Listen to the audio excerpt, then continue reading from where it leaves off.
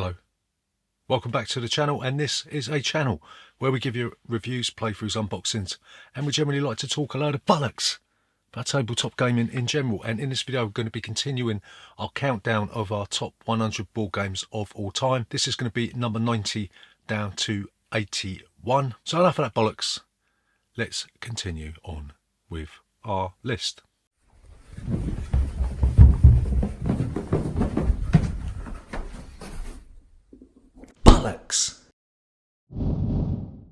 So number 90 on this list is a one versus all game. It's Conan, the board game by Monolith. It's not the Age of Conan because that's not as good as it. But like we said, this is a one versus all game. You've got the Overlord type character that's going to be using a special board, and everyone else is going to get this really flimsy, crappy player mat, right? Seems a little bit unfair, doesn't it? But basically what you'll be doing in this game, you'll be manipulating gems to give you power that will allow you to take different actions. This is a scenario based game, so you'll choose a scenario from the rule book, you'll set up one of the boards, and away you go. You'll take Conan or a handful of other characters, and you'll basically be hacking and slashing your way to victory. This game works really well. It does tell some really good stories when you get stuck into it. It has been criticised for some pretty dodgy representations, but we're not going to talk about that because it's Christmas, isn't it? We've only got the core set of this, and there's not really that much in the box. This is a game that you really need to invest in the Kickstarter, but then that might just give you a little bit too much to mess about with. So there's not really a happy medium with content in this one. If you like these one versus all types of games, and you do like to see a lot of claret splattered all over your local pub, then Conan is well worth your time and bother, right? So number 89 on this list is a game by Alexander Pfister. It's Great Western Trail. This game sees you traversing a trail in the Great West, and you'll be herding cows around this trail, stopping off and doing stuff. This is a real brain burning game. It's got elements of deck building. It's got that sort of Kalos vibe where you'll be interacting with different tiles as you go around the board, right? And it's got a picture of Jason Statham on the front wearing a Stetson. This game garnered a lot of buzz when it's first released, and it is beloved today, right? It is a little bit complicated sort of thing. I know all you hardcore Euro gamers out there saying like, are spitting froth at your latte at the moment, but there is an expansion for this that adds more stuff to do with the railway element in this, and yeah, it's just a bloody good Euro game, especially if you like fisting and you like cows. So number 88 on this list is a game that is responsible for a breakdown of marriages and people basically disowning their family. It's Lifeboats. This is a bidding game where you'll be trying to vote people out of your boat into other people's boats, and if there's no space, then they fall through a hole in the boat and they drown you. This is like a race to get to the end of the board with as many of your seamen intact. A little bit hard to get hold of these days, I think. Yeah, and the rule book is a bit shit. It's direct translation from French, and it doesn't really make a lot of sense. So you do need to go out and try and find a video that teaches you how to play this game. But if you like these cutthroat voting games with some solid components, you've got these really nice solid wooden boats in it, then Lifeboats plays up to 6 players. So yeah, Lifeboats, highly recommended if you like to cut each other's throats but you're scared of knives. So number 87 on this list is another game that's got a little bit of flack for some of the representations in this game. It's completely unjustified in this case because this game is ladies and gentlemen. This game does take the piss out of the old Victorian representations. It's not a serious game by any stretch of the imagination, but what you'll be doing in this game, you'll be pairing up with somebody else. One player will take the ladies, one player will take the role of the gentleman. Gentlemen will be going out to work to try and earn money so that the ladies can go and spunk it all up the wall in Selfridges on mink fur coats and then get attacked by animal activists. This game plays up to 10 players, right? And you do get a little bit shouty, right? Because when you have been at the office all day long, working your ass off, and you come home and you find out that your missus has bought yet another pair of shoes from Imelda Marcos, then you are well within your rights to cop a strop. What did I say about this game being tongue-in-cheek? Not a lot of components in this game, a little bit thin on the ground in that respect, but this is one of the best high player count games that you can get. Again, it's a little bit hard to get hold of these days, but if you can track it down, I guarantee you that you will enjoy the piss-taking affair that is ladies and gentlemen. So the next game on this list is a real-time game that sees you stuck inside a temple trying to escape before the time runs out. I wonder what game this could be. Yeah, it's Escape Curse of the Temple. If you didn't guess that, then you're a dickhead. You will be using an app or an MP3 player from the year 2001. You'll be rolling dice in real time along to this soundtrack. You might be able to move your adventurer to the next tile. You might be able to draw a new tile to make the temple bigger. All the while, you'll be trying to collect gems that will stave off the pain and suffering of losing this game, and you'll be trying to find the exit so you can escape before the time runs out. Yeah, my wife won't play this game because it increases her heart rate to a level where she feels like jumping out of the bedroom window, right? There's no let up in this game. It is pure adrenaline rush. When you've got the maximum player count, throw in some of the expansions, this game can be a little bit too hot to handle, but that's why we like it. There's loads and loads of expansions for this. There's loads of mini expansions. We've got a block full of this stuff. And aside from a couple of other games, this is the go-to real-time heart attack inducing game that you can get. Yeah, so Escape Curse of the Temple. If you're going to get it, get the big box version because it's got loads and loads of variety in there. So yeah, number 86. We'll talk about 90.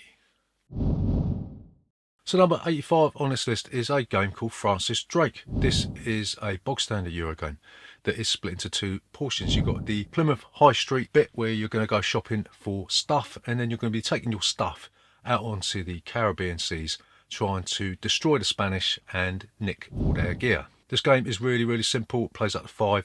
We like it because it's simple, yeah, because I'm losing about 7,000 brain cells a day, so the easier the game for me at this time in my life, the better it is. The Plymouth Harbour bit is quite similar to Tokaido, where you can't go back once you've gone forward, and the component quality in this game is absolutely off the charts. Yeah, some of the most stunning components that I have seen in a game for this period. So yeah, if you like putting discs onto a board, because that's basically what you'll be doing, if you like a nice easy but sort of a meaty game as well, then Francis Drake is a super game with absolutely fantastic components. So number 84 on this list is a game that I wish I had played when I was doing buckets and hot knives back in the 80s and early 90s. It's Dixie. This game sees you using these cards with this surrealist type of artwork on it, and you'll be trying to give your opponents a clue so that they can guess the card. The trick with Dixit is that you don't want to make the trick too obvious, because the more people that guess it correctly, the less points you're going to get.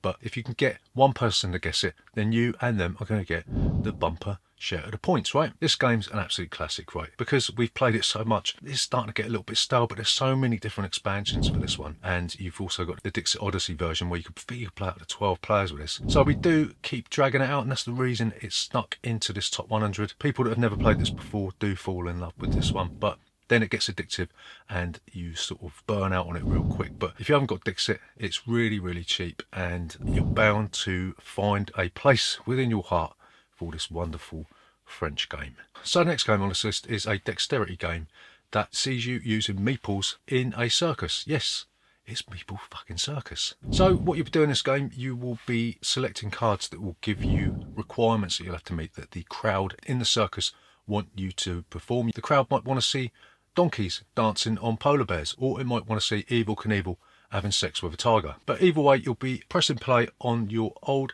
Apple iPod MP3 player, and it will play a soundtrack, and everyone collectively will have a certain amount of time to perform what the crowd wants. In the final round, you'll be on your own, everyone will be watching you, and you'll have to perform the full show on your own whilst everyone's watching you. We've played this before and we've seen people absolutely shaking, really, really nervous about how they're going to get on with this one. So we love Meeple Circus. There's a couple of expansions that add more animals, that add more characters and add more cards. So yeah, it's a perfect dexterity game with an absolutely wonderful theme. Yeah, so Meeple Circus, that's our number 83. Number 82 on this list is a game that, if you've got all the expansions, is probably the biggest table hog we've ever seen. It's a game called Everdell. This is a card-driven game where you will be basically collecting different cards with, I like to say vermin, but some cute sort of Mrs. Tiggy Winkle sort of characters on it, yeah, and these will be giving you special abilities. There's a big fuck off 3D sort of tree that doesn't really do anything but carries a few cards, so a bit of a waste of time that. But if you add in all the expansions, this game is a huge card-driven game with loads and loads of options, and it does get a little bit thinky, right? Even though it's got like a nice cute theme and you are but touching up a few waterfalls along the way, it does make your brain melt towards the end, where you've got so many different paths to victory, right? This game's got a really nice theme, and it's not just pasted on either, because the way that the cards all bounce off each other and slot in to make this game a well-oiled machine proves that the designer did put a lot of effort and a lot of work into this one. So yeah, if you like your cutesy little themes, yeah, and you do like your sort of card drafting, deck building style sort of games, then Everdell is going to be right up your back alley. So number 81 on this list is a game that has seen a revival from its original version. This was published by Restoration Games. It's Downforce. In this game, you will be bidding on different cars to move them forward around the track in the hope that the cars that you bet on will finish the race first. This was quite a popular game way back in the day, and no wonder they reprinted it, because it still works really well today. It's got some nice little components with the cars in there, some extra bits and pieces that have been added on, like special abilities for each player. There's a couple of expansion packs where you can add extra maps with different types of terrain and extra bits and pieces that will hinder or help your progress. And all in all, this is a pretty good card-driven racing game, so it sort of avoids the pitfalls of roll and move, which is sort of different for a game of the era when this was first released, right? So if you like racing games, you like card-driven games, and a little bit of betting as well, then Downforce with a couple of expansion maps is pretty darn good. So there you go, that's another installment of our top 100 board games of all time. That was number 90 down to 81. We've only got another, how many is it, 8 to go, so don't get bored. Don't start cracking open that Christmas whiskey just yet. But remember what we always say, if you haven't subscribed already, please do so. Hit the like button, comment, all that bollocks, and we'll see you in the next video.